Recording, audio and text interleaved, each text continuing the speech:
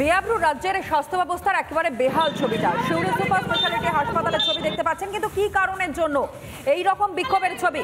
মনোরঞ্জন আমাদের প্রতিনিধি এই মুহূর্তে আমাদের সঙ্গে, জানাও মনোরঞ্জন। দেখো, সিউড়ি সুপার স্পেশালিটি হাসপাতালে এই মুহূর্তে কিন্তু এসএফআই ডিওয়াইএফ এর যারা কর্মী রয়েছেন তারা ভেতরে চলে এসেছেন, তারা বিক্ষোভ দেখাচ্ছেন। রোগী মৃত্যু, বেহাল স্বাস্থ্য ব্যবস্থা, এই নিয়ে কিন্তু মূলত তারা অভিযোগ জানাচ্ছেন। আমি একটু কথা বলার চেষ্টা করব বিক্ষোভকারীদের সাথে। আমাদের মধ্যে বলবেন যিনি মারা গেছেন মামনি দলুই, তার পরিবারের লোকজন নিজে উপস্থিত আছে এখানে। তিনি উপস্থিত আছেন, তিনি নিজেই বলেছেন যে চিকিৎসার গাফিলতির কারণে তার মেয়ে মারা গেছে। লাইগেশন করতে এসে কোনো মানুষ মারা যেতে পারে না, কিন্তু দেখা গেছে যে এখানে শুধুমাত্র লাইগেশন করতে এসে মারা গেছে। তার যে স্যালাইন ব্যবহার হয়েছিল, তার যে ওষুধ ব্যবহার হয়েছিল, সেই ওষুধ স্যালাইন পরে পরিবারকে দেখাতে পারেনি সরকার, এই হাসপাতাল কর্তৃপক্ষ দেখাতে পারেনি। এখানে বোঝা যাচ্ছে এই হাসপাতালের যথেষ্ট গাফিলতি আছে। এই গাফিলতির কারণে একটি মেয়ে তার প্রাণ হারালো, এবং এই ঘটনা আজকে শুধুমাত্র একদিন ঘটেনি, প্রতিদিন এই সিউড়ি হাসপাতালে ঘটনা ঘটছে। রোগীরা আসছে, তারা সঠিক দেখো, এসএফআই ডিওয়াইএফআই কর্মীরা তারা কিন্তু অভিযোগ করছেন যে কয়েকদিন আগে যে স্বাস্থ্য ব্যবস্থার গাফিলতিতে, চিকিৎসা পরিষেবার গাফিলতিতেই এক রোগীর মৃত্যু হয়েছিল বলে তারা দাবি করছেন।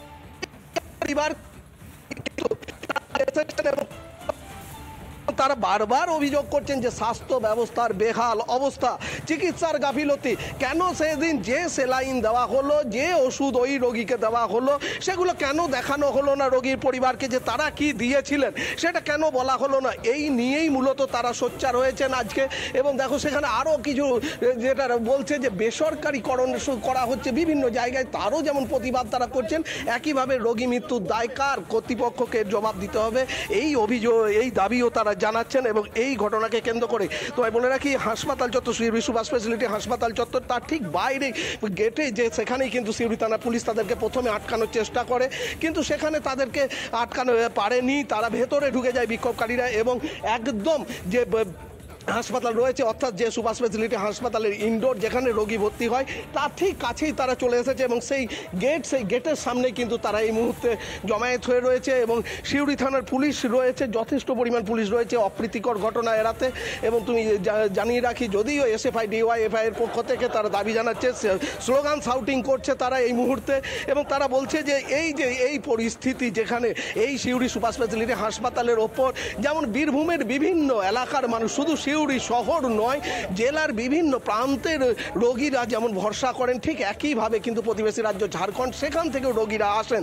স্বাভাবিকভাবেই এর একটা গুরুত্ব রয়েছে, সেখানে চিকিৎসা পরিষেবার গাফিলতি, এটা কোনোভাবেই কিন্তু মেনে নেওয়া যায় না। এবং যে পরিকাঠামো, সেই পরিকাঠামোর উন্নয়নের তারা দাবি জানাচ্ছেন। একদম, এবং সেই ছবিটাই তোমার মধ্য দিয়ে আমরা তুলে ধরবার চেষ্টা করছি। ইতিমধ্যে সেই প্রতিবাদ এবং সেই প্রতিবাদের মধ্য দিয়ে স্বাস্থ্য ব্যবস্থার যে বেহাল অবস্থা, সেই বেহাল অবস্থা থেকে স্বাস্থ্য ব্যবস্থাকে ফিরিয়ে আনতে হবে, পরিকাঠামোগত উন্নতি করতে হবে এবং চিকিৎসা পরিষেবা আরও উন্নত করবার দাবি জানানো হচ্ছে। এক্সক্লুসিভ সেই ছবি আপনাদের সামনে আমরা তুলে ধরছি। মনোরঞ্জন আমাদের প্রতিনিধি আমাদের সঙ্গে রয়েছে, এবং সেই ছবিটাই আপনাদের সামনে তুলে ধরছে সিউড়ি সুপার স্পেশালিটি হাসপাতাল, এবং সেখানে কার্যত রোগী মৃত্যুর ঘটনাকে কেন্দ্র করেই উত্তেজনার পরিস্থিতি।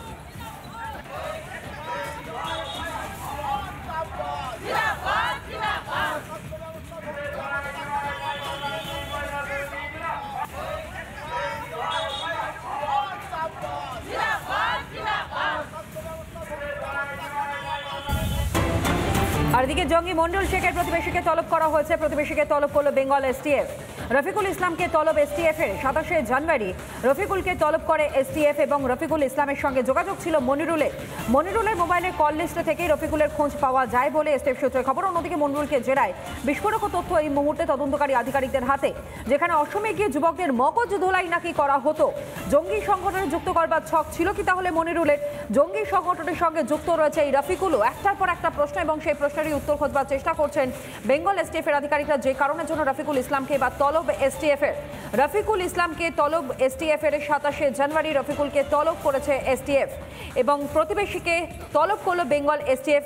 রফিকুলের সঙ্গে যোগাযোগ ছিল মনিরুলের, এবং সেই সূত্র ধরেই রফিকুলকে জিজ্ঞাসাবাদ করতে যায় বেঙ্গল এসটিএফ। 7 তারিখে ওই কথাটা জানি, তার বেশি জানি না। আপনাকে ডেকেছে? হ্যাঁ। কি কারণে? ওই মোবাইলের সিম নাকি মনিরুলের কাছে পেয়েছে। ওই যে ধরা পড়েছে ও মিনারুল আমার বাড়ি মিনারুল। পাঞ্জার কারিগুলো হইলার বাড়ি চিনি না, মানে আমি চাষি লোক, হ্যাঁ। মেশিন টেশিন খারাপ হলে ওই মোবাইলটা হয়তো ছিল, 5বারও ফোন করতো, 2বারও ফোন করতো, এরকম আসামে যায়নি। কিন্তু চাইছি আমি যেন মুক্তি পাই। আমি দোষ করিনি, ঘাট করিনি, কিছু না। রফিকুল ইসলাম, পিতার নাম আরমান শেখ, তাকে STF, পশ্চিমবঙ্গ STF তার বাড়িতে এসেছিল। মিনারুলের সাথে যোগ বলতে গেলে শুনেন, মিনারুল তো মেশিন ছাড়তো। এবার এই ছেলেটা মিনারুল ওর পাড়ার লোক বলে, গ্রামের ছেলে বলে, ওর সাথে কোনো সময়তে ও তো নিজে মোটরসাইকেল চালানো জানে না, কোথাও হয়তো হরিয়ার পাড়ায় ঘুরতে গিয়েছে বা কোথাও গিয়েছে। মনিরুল শেখের সঙ্গে কি সম্পর্ক ছিল এই রফিকুলের? যে প্রতিবেশী রফিকুলের কথা বলা হচ্ছে এবং এসটিএফ ইতিমধ্যেই রফিকুল ইসলামকে তলবও করেছে। 27শে জানুয়ারি রফিকুলকে তলব করা হয়েছে এবং সেই রফিকুল ইসলামেরও বক্তব্য আপনাদের সামনে আমরা তুলে ধরেছিলাম। রফিকুল ইসলামের সঙ্গে যোগাযোগ ছিল মনিরুলের, এমনটাই কিন্তু সূত্র মারফত খবর পাওয়া যাচ্ছে।